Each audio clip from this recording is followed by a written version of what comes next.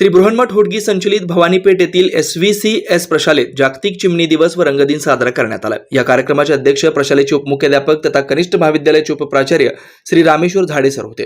या प्रसंगी प्रशालेतील सहशिक्षक श्री तुषार राठोड सरांनी जागतिक चिमणी दिनानिमित्त चिमणीचं महत्त्व सांगून चिमणीकरता खोपा व त्यांचे घरटे कृत्रिमरित्या कसे तयार करायचे याचे प्रात्यक्षिक करून दाखवले।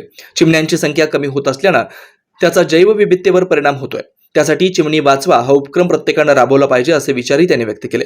चिमणी वाचवण्याकरता विद्यार्थ्यांनी चिमण्यांसाठी स्वतः घरटे तयार करून चिमण्यांना वाचवण्याचं आवाहन केलंय। रंगदिनाचा औचित्य साधून प्रशालेत विजयश्री बिराजदार मॅडम यांनी नैसर्गिक रंगाबद्दल माहिती सांगितली।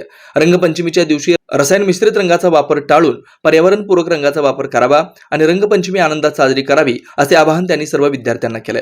कृत्रिम रंगाचा वापर केल्यास त्वचेवर दुष्परिणाम होत असल्याचंही त्यांनी सांगितलं। या कार्यक्रमाचे अध्यक्ष श्री रामेश्वर झाडे सरांनी आपल्या मनोगतात चिमणी दिनाचं महत्त्व व चिमण्यांचा तसेच विविध पक्ष्यांचा ऱ्हास होत असल्यानं भविष्यात जैवविविधतेवर परिणाम होऊन अन्नसाखळी तुटत असल्याचं सांगितलं।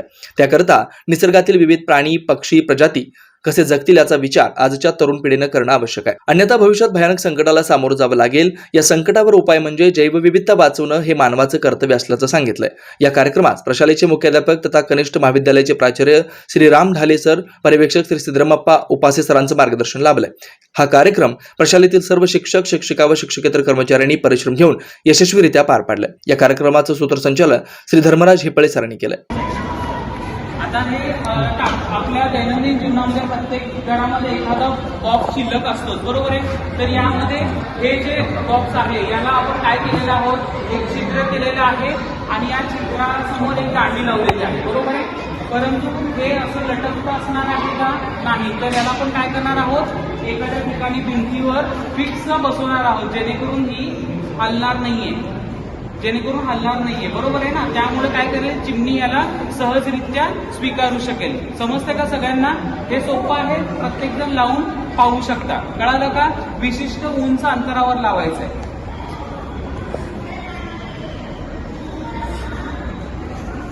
हे बघा, आता तुम्ही विचार कराल की फक्त या साईजचं बॉक्स चालेल का, नाही। तर आपण अशा स्वरूपाचं सुद्धा बॉक्स लावू शकतो, कळतंय का तुम्हाला?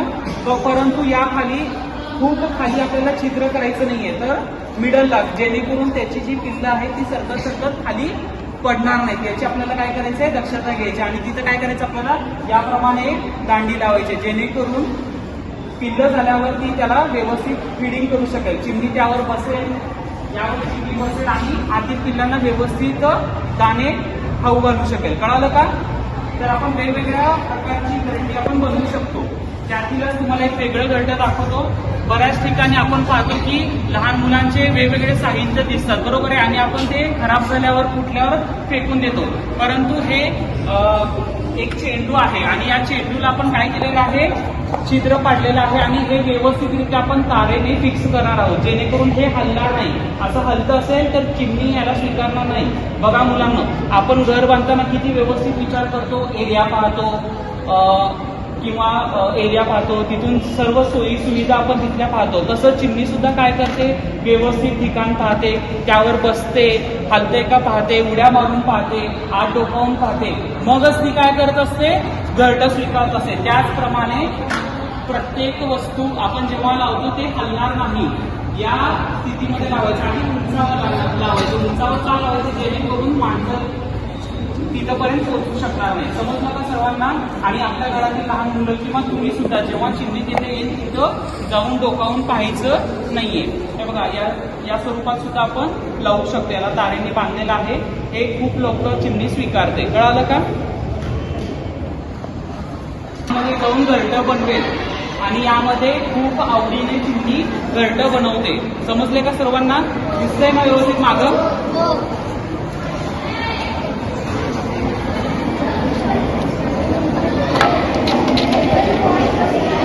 हे बघा, हे दोन छोटे बॉक्स आहेत, मोठे बॉक्स आहेत। या छोट्या बॉक्समध्ये सुद्धा चिमणी खूप छान प्रकारे घरटं स्वीकारते। समजा आपण एवढं मोठं छिद्र ठेवलं तर मोठे पक्षी यामध्ये अटॅक करू शकतात, बरोबर आहे। चिमणीला जाण्यासाठी एवढीशी जागा सफिशियंट आहे, बरोबर आहे ना। आणि समजा हा जो भाग आपण काढून टाकला तर पिल्लं खाली पडू शकतील, बरोबर आहे। त्यामुळे खाली लावून थोडंसं उंचवता असणं गरजेचं आहे, जेणेकरून पिल्लं जेव्हा फिडिंग जेव्हा करेल चिमणी तेव्हा ती बिलं खाली पडणार नाही. समजलं का सर्वांना?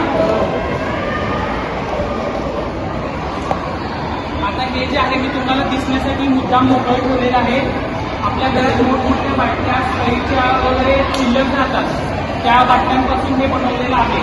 हे आपण न हलवता न हलेल या परिस्थितीमध्ये घराजवळ लावायचं आहे. कळालं का सर्वांना? हे ही घरटी एखाद्या शेडमध्ये लावायची किंवा अगदी खुल्या जागेत लावायचं नाही, जेणेकरून मोठे पक्षी याच्यावर अटॅक करतील. कळालं का? जेणेकरून पाऊस चालणार आणि अशा स्थितीमध्ये लावायचं आहे. घरटी बनवणं खूप सोपी आहे. तुम्हाला दिसतंय ना व्यवस्थित? काही अवघड आहे का? बघा मुलांना, आपण घर बांधताना लाकूड, आपली घरं ही लाकूडमध्ये बनतात, बरोबर आहे?